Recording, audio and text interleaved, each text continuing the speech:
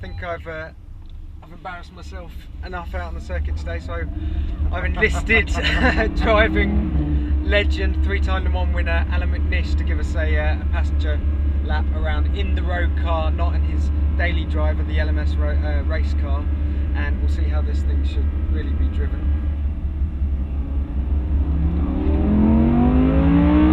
And I'll start with the obvious question. Doesn't this thing feel slow and soft next to the race car? Not so much soft, it definitely feels a bit slower, that's for sure. Yeah. Because, you know, a race car is exactly that.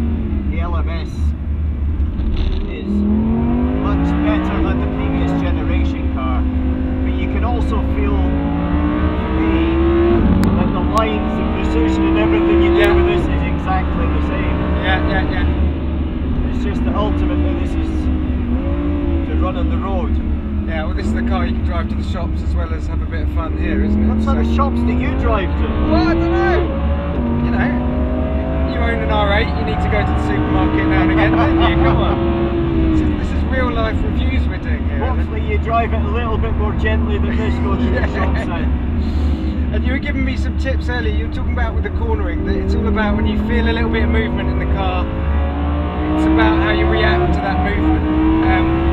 Maybe just tell me a bit of that while we're experiencing the car moving about a fair bit on the circuit. Well, basically, everything you do with a car, you're telling it what you want it to do. So you've got to be very precise with it. Yeah. You've got to be very clear. And so when you're coming up to this hairpin, the first press of the brake pedal isn't that aggressive. Yeah. But then you build up pressure, and it's not about the peak. It's about how you get on and off the brake. Yeah. That is the real part, because that loads up the tyre going through the corner. That's when you get the instability. And then after that, really what I found with this car relative to the previous generation, I'm talking the road car now, is with the R8, this new one is a lot more stable on that braking turning in phase up to the apex. Because at this point you can feel the rear stability, and you can take a lot more speed and apex speed as well, and that gives you a consistency and a confidence, and it's partly due to the fact it's 40% stiffer. So therefore you've got better suspension compromise because of that. How much quicker than the old one do you reckon you could make this, talking about that extra stability on the entrance? It's impossible to put a time on it unless you're in a back-to-back. Yeah. Well, let's some seconds faster. Let's go with that.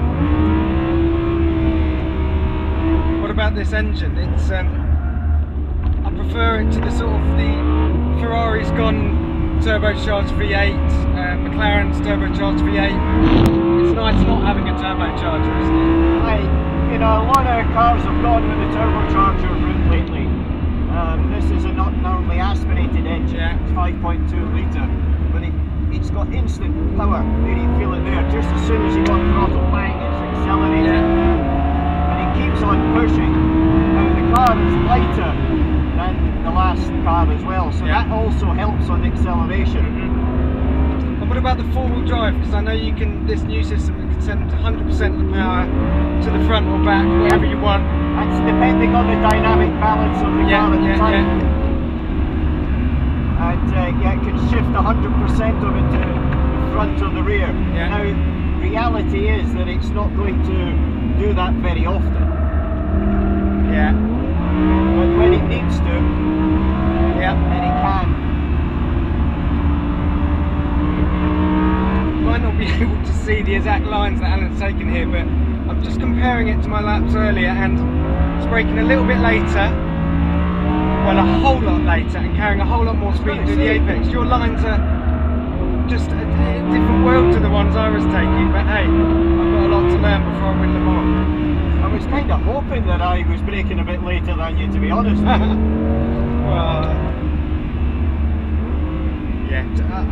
to be expected. I think we'll call that that was definitely a lesson in how to drive this thing fast.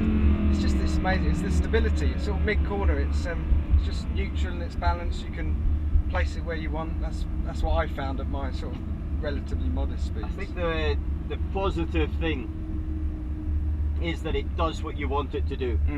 You have to tell it. It's it's a thoroughbred. You've got to tell it what you want it to do, and then it does it. But it kind of asks you for more.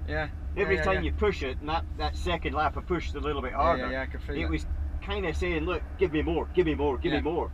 And it wasn't as if I was having to work much more in the cockpit, the second lap to the first lap, but the car was accepting it without a problem.